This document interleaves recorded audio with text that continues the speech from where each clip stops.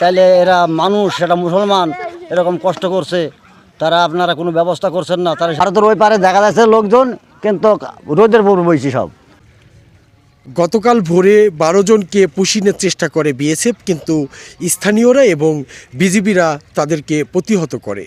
যেই 12 জনকে পুশিন করা হয়েছিল সেই 12 জন এখন শূন্যরেখায় অবস্থান করছে। গতকালকে থেকে এই তীব্র গরমে এবং রাতের আধারেও তারা একটি পাটের যে ক্ষেত বা পাটের জমি আছে সেই জমির মধ্যে কিন্তু বসে আছে। এখনও তারা কষ্টে এই সময় পার করছে। আমরা স্থানীয় একজনের সাথে কথা বলবো এবং জানার চেষ্টা করব যে তাদের কষ্টগুলো কি। হ্যাঁ, এরকম পাটের ব্যাগ কষ্ট করছে কাল থেকে বেলা 12টায় থেকে এরকম কষ্ট করছে, তার খাওয়া নাই, রোদ নাই, পোড়া রোদের মধ্যে এরা আছে। তাইলে আপনারা একটা ব্যবস্থা কিছু করছেন না। হ্যাঁ, তাইলে এরা মানুষ, সেটা মুসলমান, এরকম কষ্ট করছে, তারা আপনারা কোনো ব্যবস্থা করছেন না। তারা সে রোদে মরবে। হ্যাঁ, গতকাল কি আসলে কি ঘটনা ঘটেছিল?